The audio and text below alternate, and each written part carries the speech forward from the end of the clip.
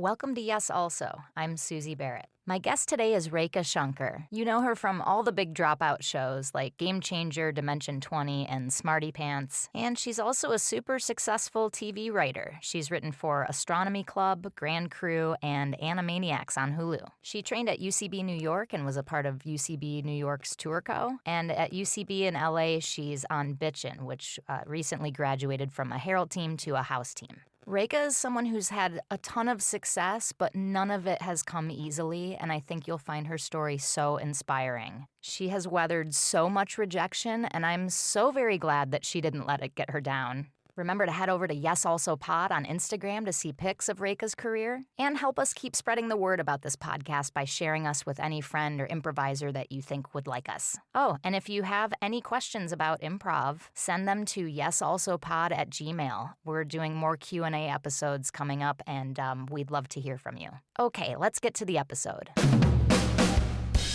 Rekha, thank you so much for being here. Thank you for having me, Susie. I like the mic grab with the hand. Kind of just really emphasize like this is a mic. Yeah. No, before that I wasn't sure what it was. Yeah. Yeah, you would have definitely held it differently if it was a telephone. Completely. Or Yeah. an ice cream. Just the possibilities are pretty crazy. You hold ice creams like this from the very bottom of the cone. Exactly. Yeah. Exactly. Because I don't want to have my fingerprints all over the cone and stuff. Yeah, of course. You got to keep that cone pristine. Yeah.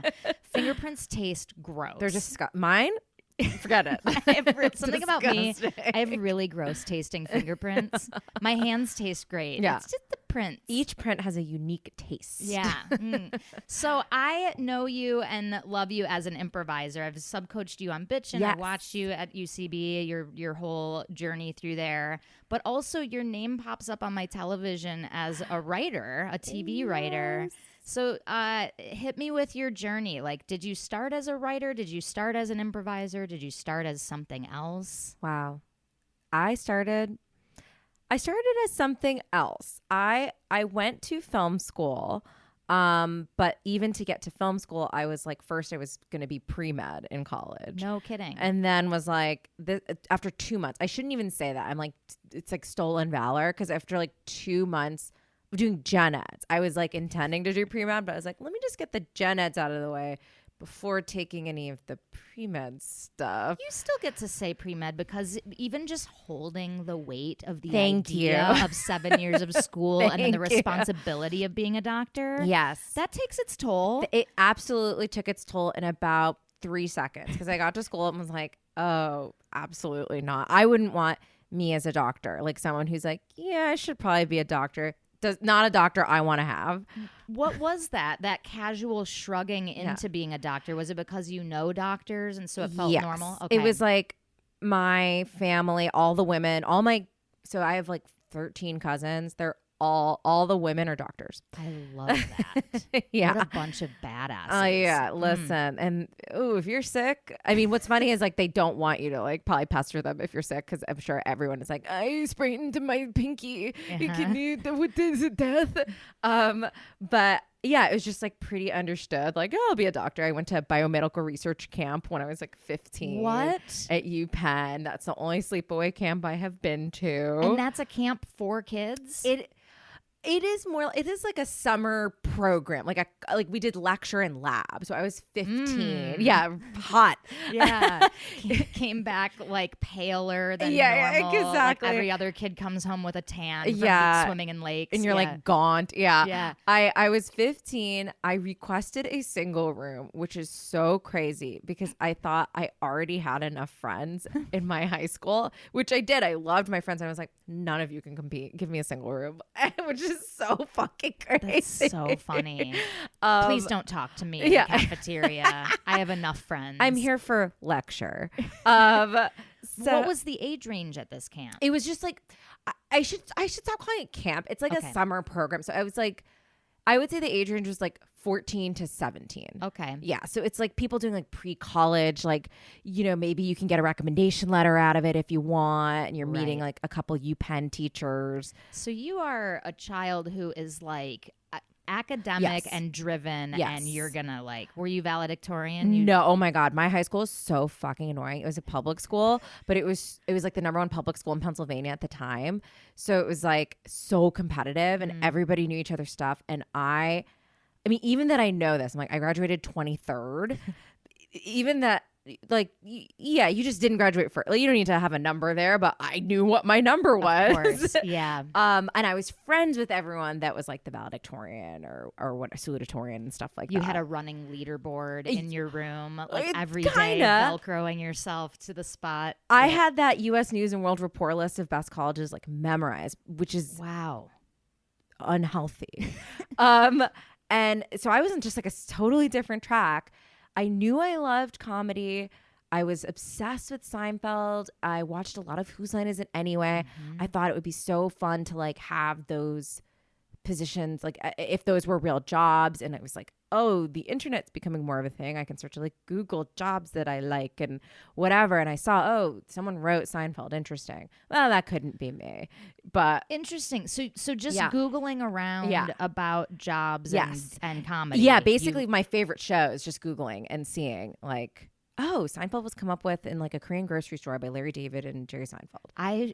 Okay, my goal this summer, attend more Korean grocery stores. I'll go to Korean grocery store camp. Yeah. Yeah, exactly. Honestly, I was that like A plus B equals C. Okay. I mean, coming from a family full of achievers, yes, that is the formula. Yes, if totally. you know, for a lot of things in life, it is A plus B is C. Totally. Unfortunately, our career is the opposite. A there plus are no C rules. is nothing for a long time. Right. Different alphabet. Yes. No plus sign. Exactly. It's webdings. Yeah. Right, yeah. Okay. So you get 3 months into college. Yeah. You're already burned out on your first gen eds. Yes. Yeah. And I was just like, I need to give this like comedy thing a shot, but I have no idea how. So I was at NYU and I was like, there's a film program. Like, but I don't have background in this. How do I make a portfolio? And I just really fucking worked on that thing. I had taken like TV. We had like a morning announcements class in high school and I took that. And so I had some experience on iMovie from that. Okay. But I didn't have like a film background. I didn't grow up watching movies and like things like I grew up watching so much TV. Interesting. So I didn't grow up watching movies is such an interesting sentence. It's really crazy, but like, so I've not seen like most movies. And I attribute it to this. Maybe it's wrong, but like my family is all immigrants. Like I'm among the firstborn in the U.S. in my whole family. And when they moved here, there was no like, you should see this movie. I loved this movie, kid. You should see this. Even from where did they emigrate from? India. Even like no, Indian movies? Indian movies. No, nothing. And so I just like sat in front of the TV all the time. And so I watched a ton of sitcoms. A lot of immigrants like watch sitcoms when they come here. So it was very steeped is that in like, to like get the language and culture. And, yeah, gotcha. So I watched a lot of TV Land and Nick at Night and like very old multicams and a lot of newer multicams and a lot of sitcoms. And I loved them. Were you watching it with that goal? Like, were your parents like, watch this to learn how people? No, I think it was like television as babysitter. Everybody's working. And that was just like such an interest of mine. I just loved watching TV. I have like a really funny journal entry I found from when I was like 5 that's like, here's what I did this week. Monday, watch TV. Tuesday, watch TV. Wednesday, watch TV. Thursday, watch TV. Friday, watch TV. Saturday, went to grandparents' house, played with a ball. And I'm like, honestly, diversified. You played with a ball. Yeah. Save this for your NYU portfolio. Yeah, exactly. You know?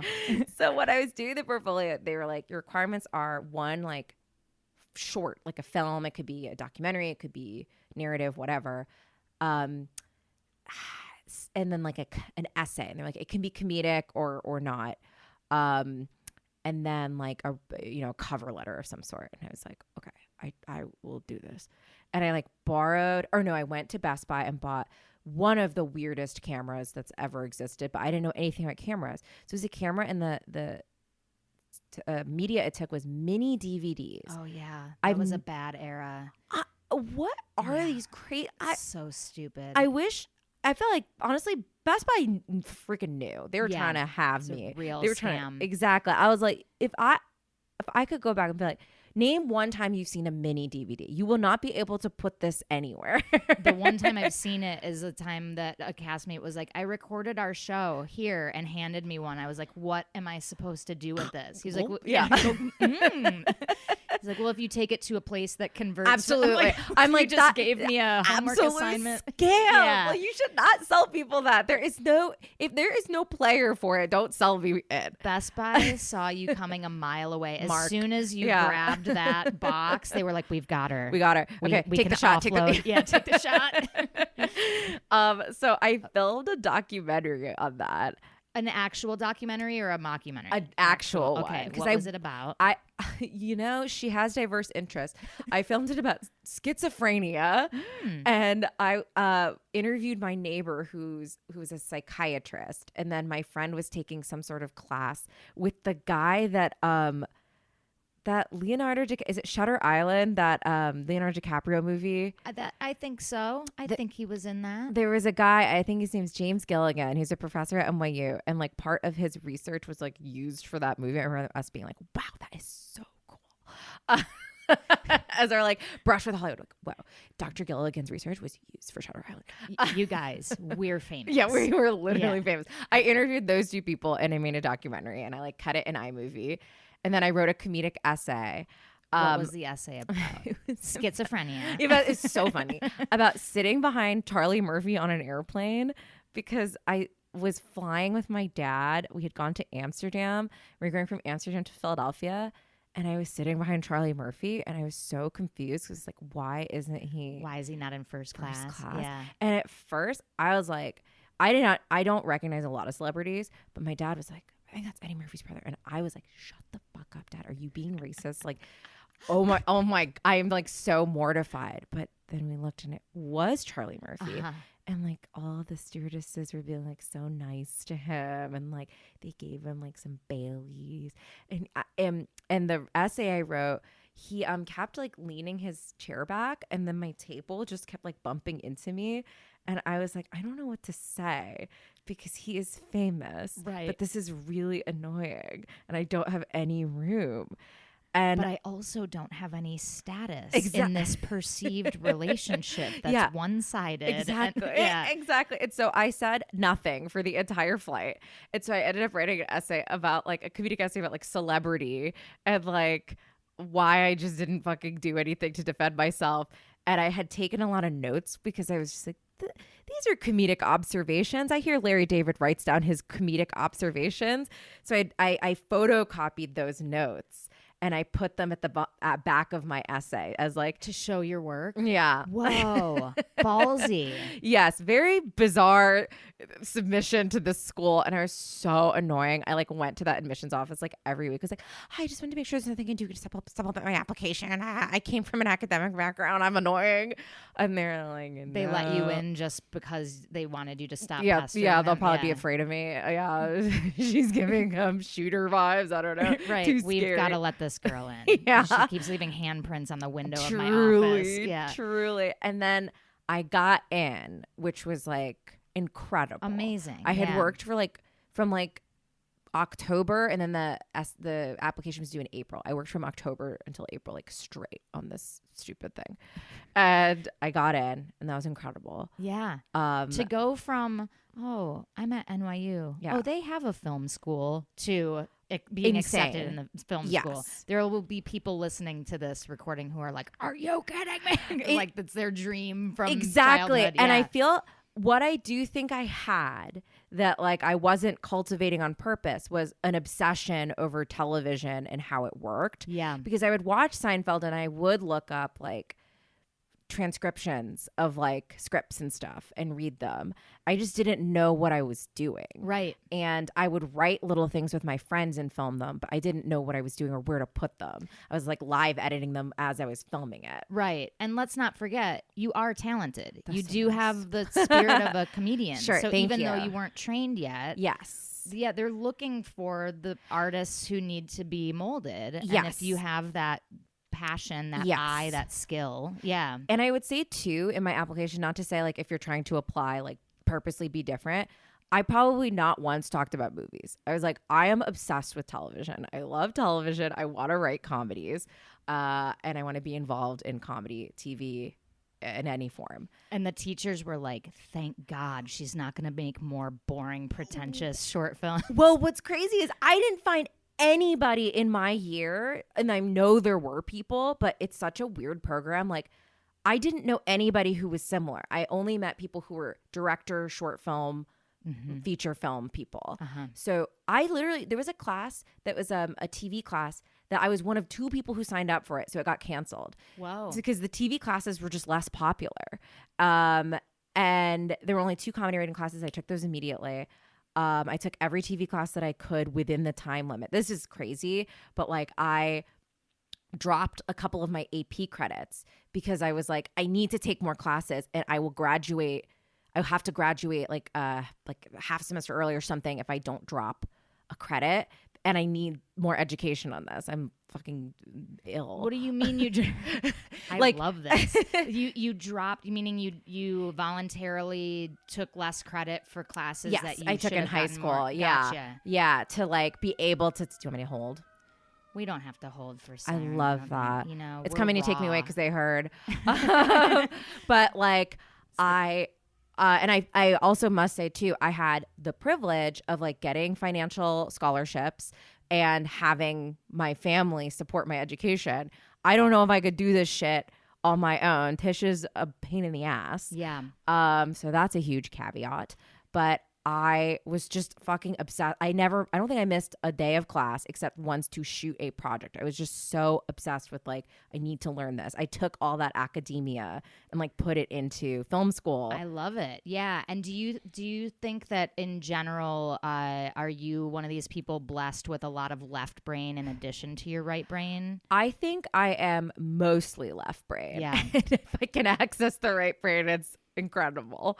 But yeah, I'm very like systematic. Like even when doing my application, I was just like, what am I interested in? I'm like, well, mental health is really interesting. Great. I'm going to do a documentary. Like boom. Yeah. And then it was like, okay, for my comedic essay, well, what are some comedic things that have happened to me? Like, here's a list. And it's like, okay, cool. This one actually seems the most fun to write. And I'll like start 10 of them and be like, which was the most fun?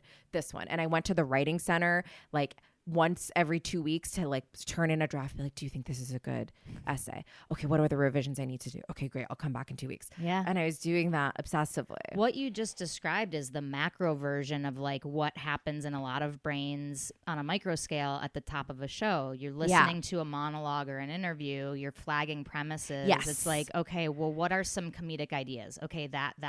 Okay, what's the most fun for me to play? Yeah, you're developing taste by like doing those exercises. You're developing your voice by like, what did I pick out versus what did you pick out? Yeah, you know? what's fun for me? Yes. And then why is that fun? And Yes.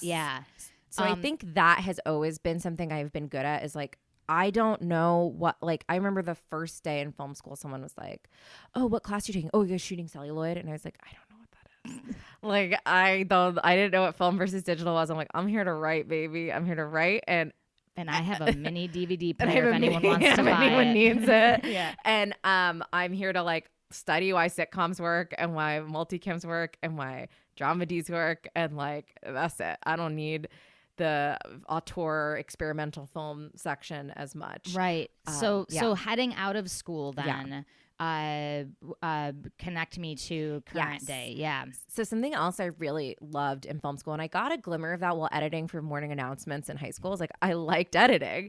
And that it's like so funny when you happen to stumble in to 2 of the least popular departments in your major, writing and editing, the 2 parts that you do by yourself.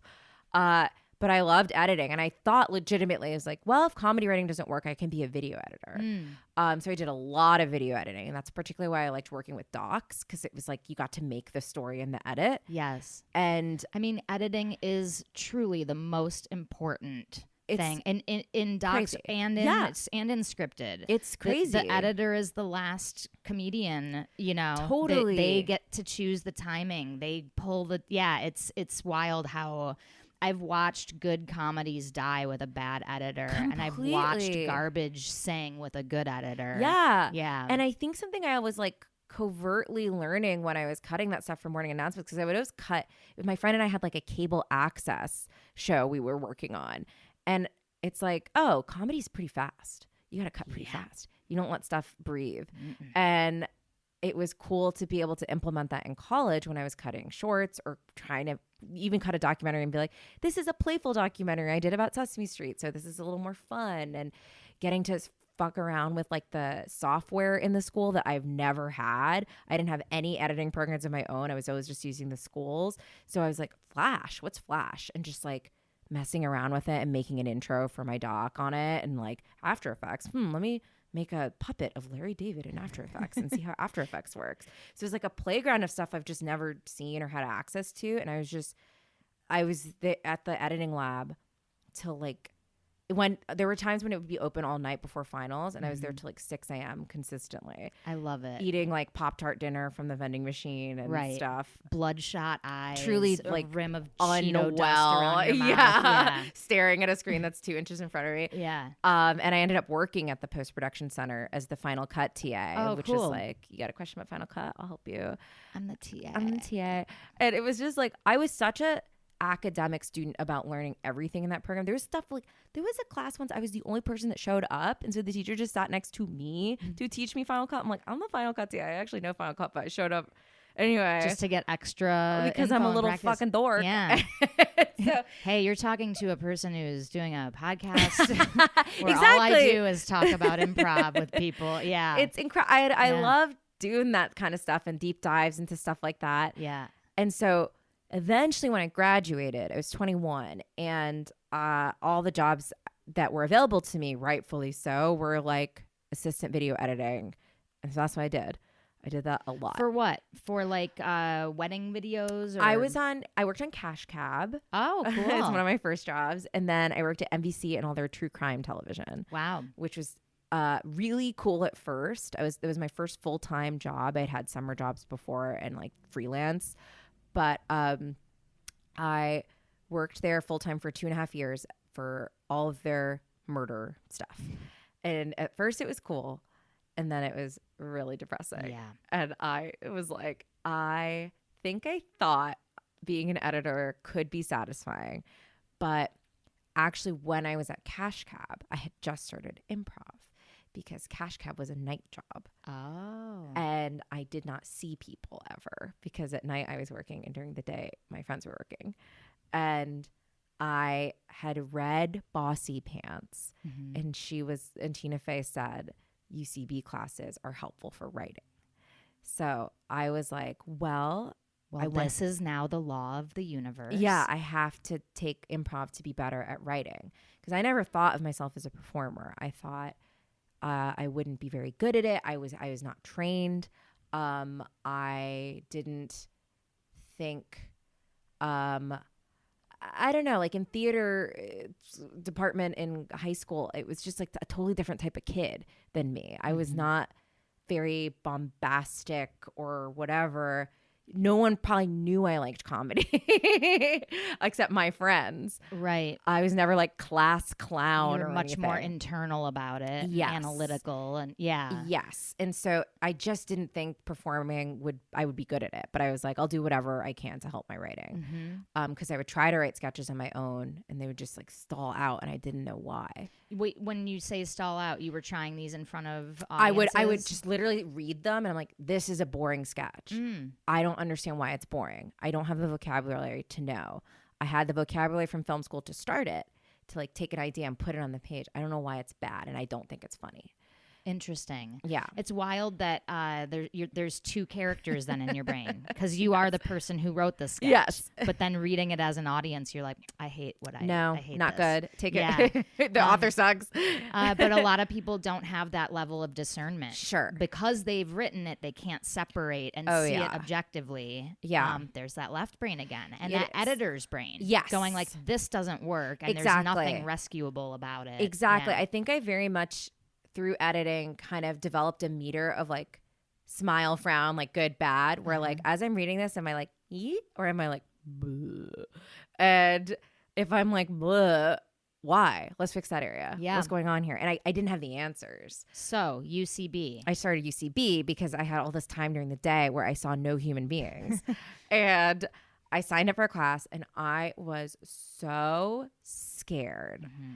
I had, at this point, my performance experience was limited to Morning announcements, like literally like nothing. And I was really like self-conscious. I was very self-deprecating. I thought that was like funny, quote unquote, to like get to the joke first. Like a very deep belief that I shouldn't be there, which is sad. And when I took Imp 101, I had Chelsea Clark. It was like, I mean, I'm sure a lot of people come in with this. I was like, oh, I got the bug. Like immediately it was like, this is really interesting. I'm not good at this, but why? And like really doing like teacher mode on myself, like going home, taking notes, being like, what was hard today? What did I learn? Okay. What can I be practicing? Oh, Chelsea recommended going to Improv Nerds. I'll go to Improv Nerds and I'll watch it every week. Maybe I'll get up and jam. I don't know. And then I started getting up and doing the jams. And then I was like, well, there's another jam, Grandma's Ashes on Wednesdays. They have a jam. I'll go to that too. Oh, okay. I'll start getting up there too. And it was like, okay, I keep eating shit and taking the subway home and being like, wow, absolutely ate shit during that scene. What do I think I could have done better? And I'll try to note like, I felt better when this person in the scene did this. I'm like, why did that help? Wow. And I was like, being Truly, very analytical. Yeah, you have like teacher bot inside of you. Yes, because I wanted to know why stuff I was doing didn't work. And I couldn't wait. I couldn't wait to have to make the mistake again and again, even though you literally do have to do that.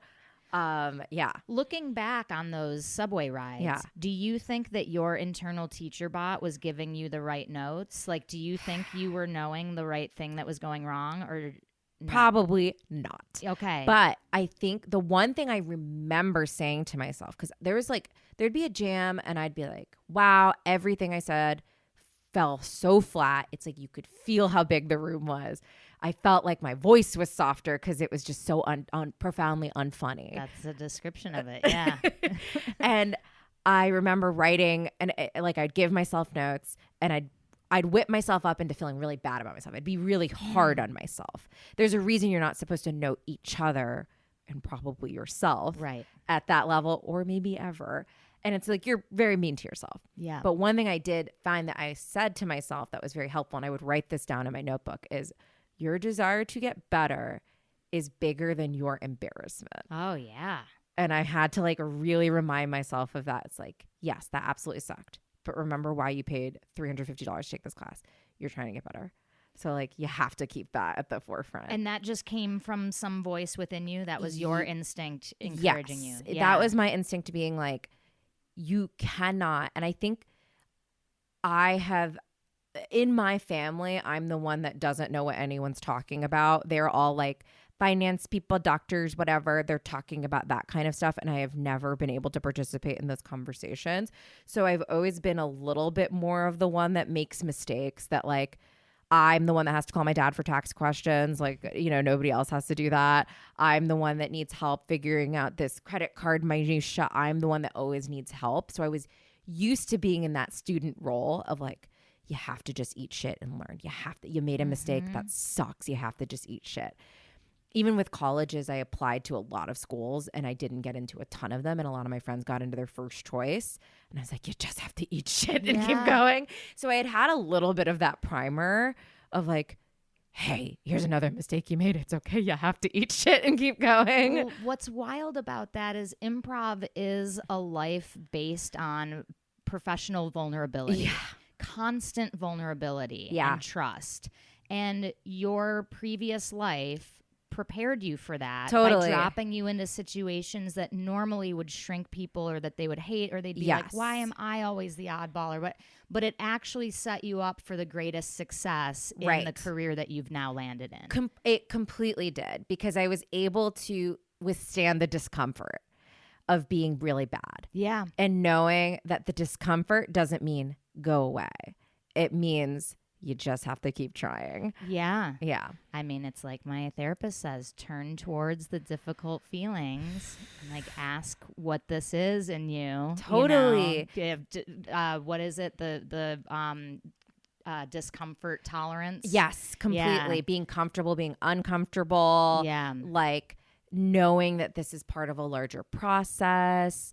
I think having friends in the community was really helpful too, because you had people to bat this around with, and you're all going through it together through the levels, and like you can debrief after a jam if you're feeling, that was also really helpful. I do not want to sound like I'm actually kind of a sage on my own right and did everything by myself. Everyone was so nice. My teachers were so encouraging and nice, especially like Chelsea Clark, such a great 101 teacher to have. Brandon Gardner was my 201. The king of 201 in New York, just like had taught 14,000 of them.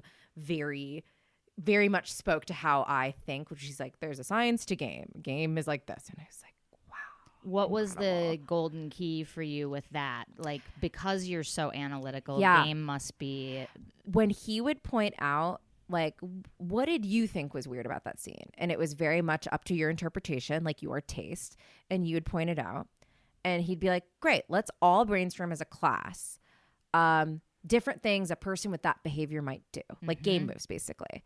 And everyone, it's like we couldn't stop pitching, And it was like, oh, there's no wrong answer. It's just filtered through like this behavior this character has. It can be anything. And like once you start to explore the room the character's in, it's anything times a million. And like that really clicked into the endless possibilities of what improv could be. And that's when I was like, that's how it applies to my writing. I have this sketch that's stalling and I see why now. It's because I'm not exploring and heightening. Yeah. You can choose for the unusual thing to be literally anything. Exactly. But once you choose. Exactly. Now you're on those railroad tracks. Yes. But now you have to keep going down that path. And that path is so much more fruitful than you ever think it is. Right. You might think, oh, this game is so limiting. And sometimes it can be. But if you just like rest it, look around, you'll find like weirder opportunities you never knew. And that like surprising oneself, like that muscle memory of like, I surprised myself. Whoa. It like really was able to translate to my writing in a cool way where I would surprise myself while writing and just be like, I didn't know that the character was going to do that by page 3. Like literally, like as you're writing, you're improvising the scene that you're writing. Yeah. And then you can go back when you're writing and put it more on the rails where it didn't fit. Or I would do I would do like what we did in class. It'd be like 10 possible things for this character to do right now. And I'd be like, what's the funniest one to me? I'm like, this one. Great. Okay, so they did that. Okay, now the two characters blew up at each other. Okay, great. Have them apologize, right? That doesn't seem funny, but maybe it'll lead to something. Okay, they apologize. And then the character does it again. Oh, like I'm surprising myself by like going down a path that maybe doesn't, what I now know is like resting the game and like returning to the base reality that isn't just chasing and what next, like inventing. I now know what all these words are, but I didn't at the time know that's what was like tripping me up. Right. Describe in your words in the difference between inventing and what would you say the other path is? Organically letting something play out. I would say inventing is where you're just like, it's like the instinct of trying to be funny. And then it doesn't end up being funny because you're just like, what would be really funny right now? But whether audience members know it or not, they are so into you listening. Yeah. And like I, as an audience member, wouldn't have clocked that that's what I'm most after. But inventing to me is like you're not listening and you're trying to just do something, anything. And organic is you're listening and you find the opportunity within the listening to do the thing. Yeah. More reactive than preactive. Exactly. Yeah. Exactly. And then sometimes you get into scenes too, like a pitch meeting scene can sometimes feel really inventy, especially if like, oh my God, the first two people on my team in this group game gave a really funny pitch for this like well, McDonald's employees, we got to come up with a new burger. And the first person said something really funny. And the second person said something even funnier. How am I gonna How do I top that? And it's like the listening is like, what is the pattern between those first two things? Did they both just say like things that already exist? Like the big Whopper, like, oh yeah, the double Whopper. It's like, well, I mean, I hate to say it. I mean, your triple Whopper, we have one, but you know, like you can like. So is the third one like the extra single cheeseburger? Exactly, right? It's like, you know, and then you've like found something in it, as opposed to then just kind of like the inventy brain could go, okay, why did it land so? Maybe because they said double. It's a double milkshake. And you're like, I've kind of deviated from the pattern. You know, yeah, that's what I would say the difference is. Yeah, that's a great way to say it. And I think like playing a character, especially if you're the one with the unusual point of view or the one who's like reacting emotionally in a certain, like down a certain path, playing with that color lens on so that anything that comes through that can feed that game. Yeah. So if you're playing a depressed character, it might seem like a deviation to then have something like really like happy and fun happen in the scene, but it's actually a gift for this depressed character who can find a way to be depressed even with good news or whatever. It's literally incredible. Yeah. Because it's just like, oh yeah, like Debbie Downer is like that sketch. Right. You know, like freaking she gets a basket of puppies on her doorstep. It's like, well, they'll all die. Like, you know, eventually. And you're like, oh my God. Yeah. You know? Yeah. The heightening is taken care of for you. Exactly. Because you didn't think of what would be the You didn't try to pre-write it. Yeah. And once you like get comfortable, you can even really trust fall onto yourself and your team of like, give me the craziest thing that someone could never be depressed about. You just won $2 million. Congratulations. And you don't have to pay taxes on it. Then I'm one of those jerks who doesn't pay taxes. Exactly. I'm the problem with our systemic inequity. Exactly. Great. Might as well kill myself. And it's so funny to give that. I found that to be a really cool like logic puzzle. Like, give myself the craziest, farthest away from depression thing. Yeah. To then be depressed about. I think that's like the funnest type of thing to play. Yeah, that's really fun. Let me give you one. Oh my God. I'm giving you an all expenses paid trip around the world, and you get to go to 15 countries of your choice, and you can be gone for 3 months. Gone for 3 months. Yeah, I guess I might as well. No one will notice I'm gone. Yeah, you might as well make it a year, I guess, because I could probably just be dead to the people around me. But the headline is you get to see all these places and you get to go experience all these different parts of the world. Probably too fucking stupid. I don't know any of those parts of the world. That's why I have to explore them. But everybody else knows them already. I love it. Yeah, it's such a fun game. I can't remember if I told this story on this podcast already, but I was flying overseas recently, and the guy sitting behind us was Charlie Murphy. It was Charlie Murphy.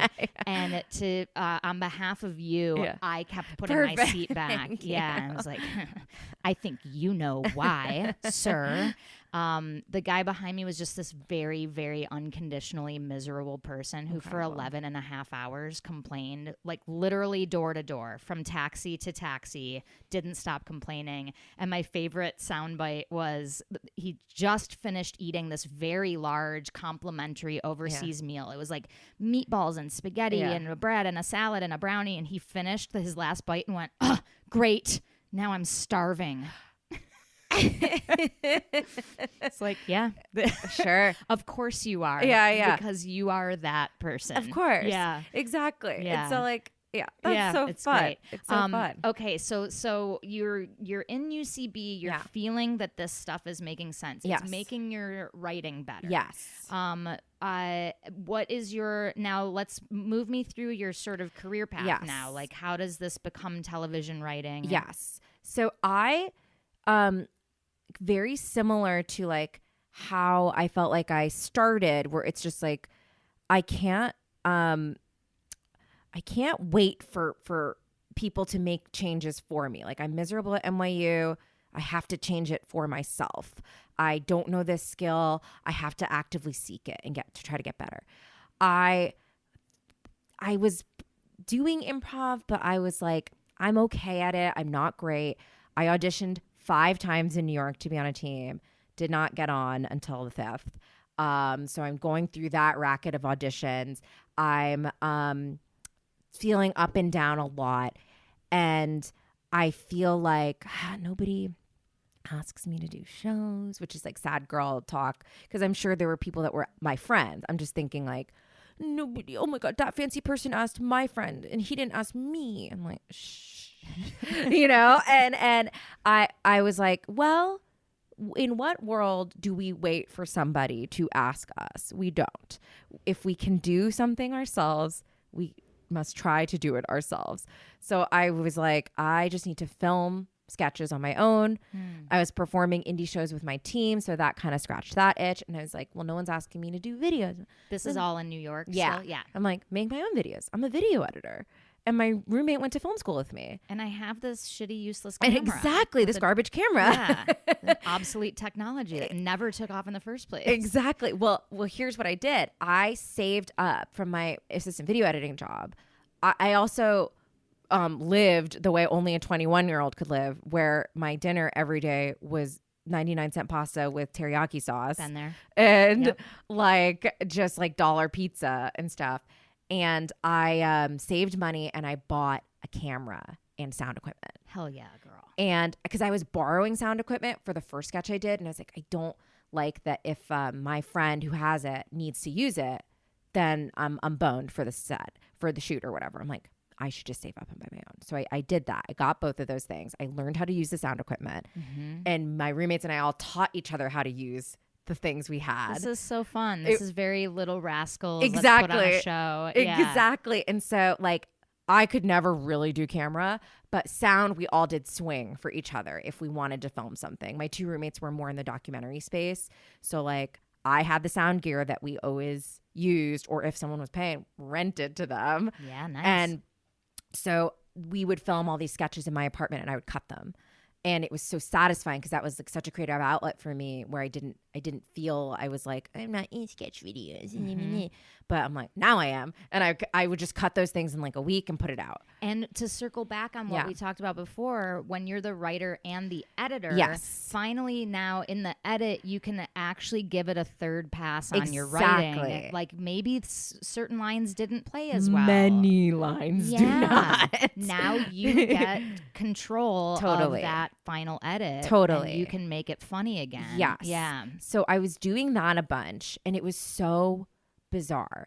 There were a couple of things happening at the same time. I remember once one of my friends was like, why do you keep introducing yourself as an assistant video editor? Because we had just like met one of his mutuals or one of his friends. And I was like, oh, because I am. He's like, but you want to be a copywriter? Just say you're a copywriter. It's like, that feels fraudulent. And he was like, so? I'm like, oh. You're like, all right, fine. I'm a copywriter. And so I would start doing that. And then I was like, I should get a website. And it felt so embarrassing to have a website when I have like three things. I'm sketches. with you.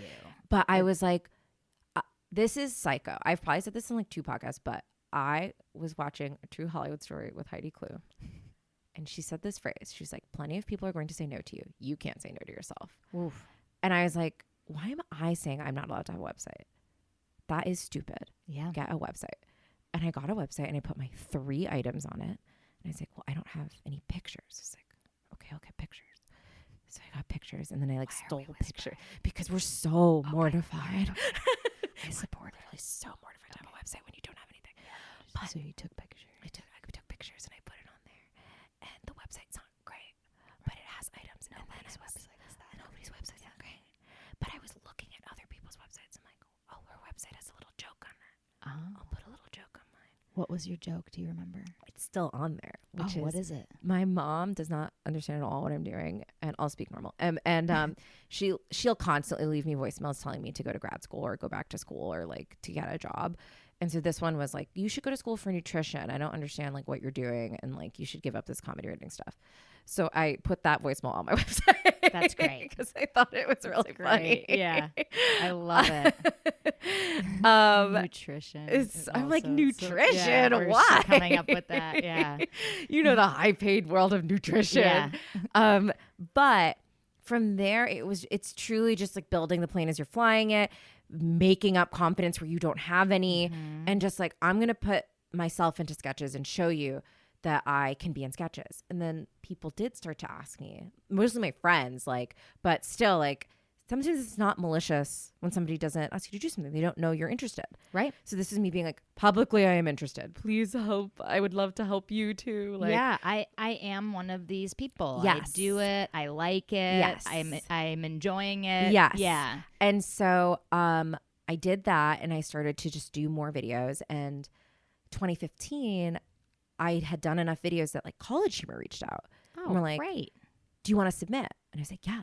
And then I didn't get it. And I was like, oh, okay, interesting. Well, that sucks. I guess I'll keep doing what I was doing before, which is everything by myself. So I did that. And then I remember Phil Jackson got the job at Key and Peele, and he was my improv coach Oh, cool. for a little bit. And I was like, that was like, for someone in New York to get a job was like, we're all fighting for, we're all in the dark in a cave. Is somebody got a job? That's In LA? In LA? Yeah. It was crazy. So I was like, can I ask you advice? And he was so sweet. And he was like, do you have a pilot? And I was like, no, I thought it was all spec scripts. I've been submitting to the Nickelodeon Writing Fellowship every single day of my life with a spec script. And he was like, no, it's pilots now. And I was like, how do I write a pilot? Oh my God, we're back to whispering. It's so scary. So scary. Yeah. Yeah. And so I took a class. Yes. At UCB or no, elsewhere? it was a guy I knew through UCB, Scott Reynolds. He still offers the class. Great teacher. It was super affordable at the time. I don't know if he's changed the price. It was like $200. Oh, amazing. And you leave with a full script. Amazing. Does he give you feedback Yes. on it as you're writing it? Yeah. Yes. Amazing. And I wrote my first pilot, and I loved it. Oh, great. I think now I'm like, no. But at the time, I loved it. You're already ahead of the game there. Yes. It's hard to love a first pilot simply in my so hard. experience. It's yeah. simply so hard. It's simply so hard. And I submitted it to so many contests, and I got rejected from almost all of them. Yeah. And so I was like, don't let them reject you. You can make the pilot. So I made a digital version of it, like a web series version. Oh, wow. And I did a Kickstarter. Of the full thing. Yeah, I mean, I like took the whole character like arc of the first season I had thought of and just like kind of put it into 4 mini episodes that I did a Kickstarter for. And my Kickstarter was, I was also like, I don't know how to do Kickstarter. I will ask. I will Google. And I like Googled all the most successful ones. I somehow knew the woman at the front desk at Kickstarter. And I was like, do you know how I do this? And she was like, do you want a meeting with Taylor Moore? With Brenda Kickstarter. Yeah, but with Brenda Kickstarter, heir to the Kickstarter fortune. And Taylor Moore met with me and gave me a bunch of tips. And he's like, here's some tips on how to do rewards. And he was like, you know what? People should do more live event rewards because then in one night you knock out like 20 rewards. I was like, yes. And you don't have to mail a bunch of enamel pins. So I did a murder mystery reward. Oh, great. And I hired someone to write a murder mystery and had 40 people come, and 40 people bought it, like 10 people came. And I'm like, there, 40 rewards taken care of in one night. And like, I asked various artists on Tumblr I followed. I'm like, do you want to donate art to my Kickstarter and I can give it away as a reward? And they were very nice. And I did that. I'd gotten that idea from my roommates and on a successful campaign that we had done once before. And I was running around New York like fucking crazy. I didn't want to pay for postage. So I was running around delivering these things to people like an insane person. And I made this stupid little web series. And then what? And then absolutely nothing. But what I think happened is I proved to people like, oh, she can make stuff. And I had met with through New York Television Festival. I think my script got into that and rejected from 14 other contests. From there, I met with... You're counting. Not that I give a shit. And you were 23rd or something. Yeah, in my high school. It doesn't matter. Really Yeah. But I met with some managers there and was like, wow, this is it. And if they were all the exact same person. They're like, we love what you do. We love diverse voices, which I'm like, one voice cannot be diverse. What a crazy sentence. I'm so glad. Congratulations. Never heard from many of those people ever again. But I think what doing that little series did for me was like, it gave myself momentum. I was going to say, when you said the sentence, I proved to all these people that I could do this. I was like, well, you proved it was mostly to myself. Yeah. That's totally it. Because nobody was like, you dumb idiot. I was like that. You were doing that. Yeah. And so I proved to myself, like, you got rejected, but you made this thing. Cool. Yeah. And you learned a lot. and you did a big project. You did your next biggest thing after like doing a sketch. You did a series, and I like produced it myself. It was so much work. And during that time, little random New York pilots came up that I submitted myself for. So it was like Francesca Ramsey has the show Decoded, and I got it from the sketches I had just been writing. And Hari Kondabolu had a pilot. And I watched 1 million hours of his stand-up and wrote a packet, and I got that. Now, there are a million other things I didn't get. I'm listing the things I did got and the things that weren't Craigslist jobs with random people in Sheepshead Bay. Right. But it was all these things that just didn't have any momentum. It was like Decoded was like very sparse. The Hari thing didn't go anywhere. Then I got emailed by College Humor again. And this time I had more shit to show him. Yeah. And then I got the job. Amazing. And that's how I moved here. Luck is what happens when preparation meets opportunity. Literally, truly. Yeah. Yeah. I used to have that quote on my wall. Yeah. It's like, just have stuff ready. Yes. You know, and keep learning and keep growing. Totally. And getting better. They say like no time writing is ever wasted. And Completely. Same thing with improvising. It's like there is no failure. None of your time has ever been wasted because you're improving every single time. Exactly. And I know I'm jumping forward, but I'm taking my first acting classes right now. I've never done that before. I'm surprised you're not whispering. This is gross. It's really, I thought you said gross. It is gross. Oh, it's not gross. But it's like, whoa, I'm back here again. Yeah. Where I'm like bad at a thing. In a big way. But as we know, that's good for you. And you're an expert at that by now. I had to really take that lesson from my younger self and be like you are an expert novice, which is so ironic. Absolutely. I had to really be like, remember when you were really bad at improv and you were just eating shit constantly and you were like, wow, I think I'm the worst improviser that did a set at that jam. Okay, interesting. That's you right now. Yeah. And that's okay. So are you taking acting classes with the goal now of like also having a non-improv based acting career? Well, similarly to how I started improv, where I was like stalling out on sketches, like, I don't know why these are bad, but they're bad. I'm doing self-tapes and I'm like, I don't know why this doesn't work, but it doesn't work. I don't have the language for this. And like my manager would be like, oh, it's like you're being big or whatever. And I don't know what that means. And I was like, I think I need to do what I did before and take a class that gives me the vocabulary to know what I'm doing right and what I'm doing wrong. Yep. Even if I do a good self-tape, I kind of want to know, why is this good? Well, why was this different than the bad one? Yeah. So I took it to like get the vocab and get the like muscle memory of when it actually feels good. Yeah. And translates to being good. And when it's like, that felt good. And then it's like, my face is doing all sorts of crazy shit that I didn't realize in this self-tape. It's wild. Yes. So you now are like a very expert improviser. Thank you so much. Your Herald team just graduated to being a house team. Yes. Bitchin', go see them if you haven't yet. Yes. Do you feel like you have your boots on the ground with that? You have your sea legs with improv now? Way more than before, but something I notice from being on Herald for so long, when I do like an Ask Cat or a mashup, or even sometimes like podcasts where we're just like fucking around, my Herald brain is still trying to kick in and be like, game. And I'm like, oh, sometimes at Ask Cat, often at Ask Cat, the thing you are following or that the audience finds fun is not game. Right. And my Herald brain is like, I pulled a perfect premise and I did a little initiation.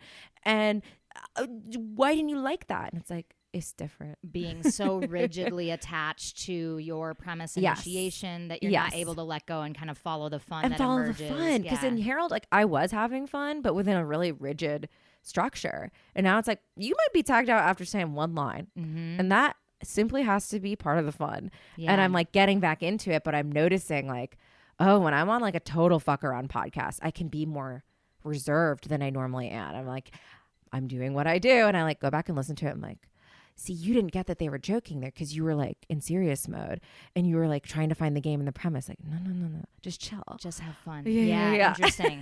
So yeah, now that you've sort of set the railroad tracks with your left brain, Now you can enjoy the ride with your right brain. Yes. Which is not your instinct. Never. But yeah. Quite literally never. Yeah. But you got brought out to LA for a writing job? Yeah, for College Humor. Right. Gotcha. So that was very nice. I know moving to LA without a job is so tough.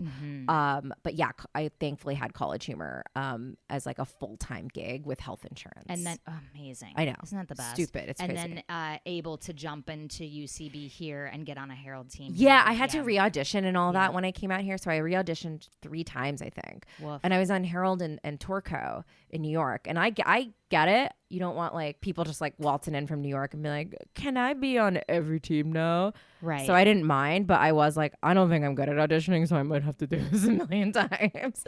But yeah, so I did Herald and Mess Hall when I got here and got to do sketches at College Humor. And so that was awesome. What a life. Yeah. Yeah. And now you're, now the sky's the limit. And from doing that too, I was like, I need to be having more pilots than this first pilot. I've outgrown the first pilot. It doesn't feel like me anymore when I read it. And I don't have reps. So I need to keep proving, I guess, that I'm doing shit. So I wrote more pilots. I eventually got a rep through my lawyer. My lawyer was like, oh, I know someone who's looking for clients. Wild. Put Crazy. it out there. Put it out there. Be prepared. Yes. Talk about yourself. And I have had the 2 pilots. Yes, exactly. And also, one thing about starting a website really early, you get to slowly add to it over time. And then someone looks at it when you're 34 and goes, wow, you have a lot of stuff in your website. What a body of work. And I go, I've been adding one thing to it every year, maybe. Right. You know? Yeah. As opposed to all at once, it can feel overwhelming to know what to put there. Yeah, it's a work in progress. Totally. Right. Yeah. We're almost at time. Oh, I want to incredible. ask you some rapid fire prov questions. I love it. Let's do it. Do you have a favorite type of character to play, or do you like gravitate towards certain archetypes of characters that are your wheelhouse? I love to play someone who is like indignantly stupid or like singularly focused. So like someone whose whole thing in a mono scene, you know, like the longest haul journey is like, I like chairs, you know, or whatever. And like anything that resembles a chair, gives off the vibe of a chair, that's going to be when they activate. And then they're either quiet or just like talking about normal stuff other than that. That really scratches some sort of stupid itch for me. That's such a silly game. I like chairs. Hey, that's my thing. Yeah. I love a stupid game like that. Or someone who like doesn't know, like almost like conspiracy level, like the thing they're saying has very tight internal logic, but absolutely no external logic to the world around them. Yeah. Kind of characters. I love that. That's great. Yes. In scenes, do you tend to be more emotional or grounded? Wow. I guess emotion can be grounded. Yeah, I would say what I do is not grounded. I would say it's pretty like goofy or stupid. Hence the acting classes, right? Where I'm like, I should be able to play comedy without going like, oh, please, mister. Well, you're perfect for our Duracell commercial. Yeah. Oh, please, mister, give me the batteries. That's hilarious. Do you have a favorite type of show to do? Yeah. It's weird because I haven't done this type of show in a really long time, but Gravid Water. Oh, I love Gravid Water. Is incredible. It's the best. I used to watch them if I could get tickets. It sold out immediately in New York. And I was like, I always wanted to do one. So I was like, I guess I'll just make a Gravid Water show of my own. Did you really? Yeah, the Triple Crown. And I was like, great, now I get to do a Gravid Water with all my friends. It's so fun. For people listening, this is a show produced by Stephen Ruddy in New York. It's I knew it as a short form game called Playbook, but he made this a full show where 2-person scenes and one person is an actor who has memorized their lines in a script. Yeah. And the other person has never seen the scene before, and they are improvising their lines, but the actor has to stick to their lines to the letter. It's so great. I've played it both sides. I've been the improviser and the actor. And did you find that? So you've played both sides as well? I actually, now that I say that, I think I said me too just out of a desire to yes and you. And now I'm like, Rekha, show the receipts. I haven't played the acting side. It's the acting side surprisingly involves fair amount of improv. Because you have to say the line differently. You have to make it make sense, and you have to wait until it makes sense for you to say your line. You're not just going to say it out of nowhere. Yeah. Or if you are, then you have to say it with a line read that makes it make sense. Yes. But like you have to live in the world in a way and fill the space, and it's like demands this heightened listening. Yes. It's such a great acting exercise. It's so funny. It's so funny. It's never not funny. I've like never seen a bad one. The ones that maybe are least successful, it's like at least or felt least successful as an improviser, or when I didn't make a strong choice up top. Yeah. And I'm trying to kind of placate every one of the lines as they come. Right. But if you start up top with just like, what does this feel like? And it's like, feels like we're in a doctor's office. So I'll be like, what are you in for? And then it turns out it's like Romeo and Juliet. Right. It's instantly like, well, I know my game. Uh-oh. Yeah. Yeah. And it's fun to start. That was my problem the first time I did it, was playing too neutral so that I could be supportive of every line they said. And then I learned, like, no, it's so fun to go a huge contrast. Just like the depressed person winning $1 million. Exactly. Like, it's so go for contrast. funny. Yeah. Cool. Anything you want to plug? Anything that's next for you that we should keep our eyeballs out for? Yeah. So check out Bitchin' at UCBLA. We're there, I think, the third Friday of every month. And then I'm going to be in the newest season of Dimension 20, the Dungeons & Dragons show on Dropout that premieres June 26th. Amazing. So check that out too. Amazing. Yeah. And where can I learn about nutrition? Someone else or? Yeah. So I would actually definitely go somewhere else. So ZocDoc has been really incredible. Oh. Yeah. I'm going to plug. So check out ZocDoc.com, an incredible website. They started a while ago, so there's a lot of built a body of work on there. Good for them. Yeah. Good really, for them. really, honestly, I was rooting for them. They weren't very good at being doctors at first. They but now started they're great. out in film school. I'm glad they switched. Exactly. Yeah. They were like, no one wants me to be their filmmaker. Thank you for being here. Oh, and thank you, Susie. I'll see you in 10 minutes. Perfect. All right. If you have a question about improv that you would like me to ask a future guest, email it to yesalsopod@gmail.com and I will get it on the show. If you're a fan of the show, follow us on Instagram at yesalsopod. And please help us out by liking, rating, reviewing, clicking, sending, talking, and blasting us to your improv communities. That will help us out a lot. If you're a theater who would like to host us for a live recording and improv show, let us know at yesalsopod@gmail.com.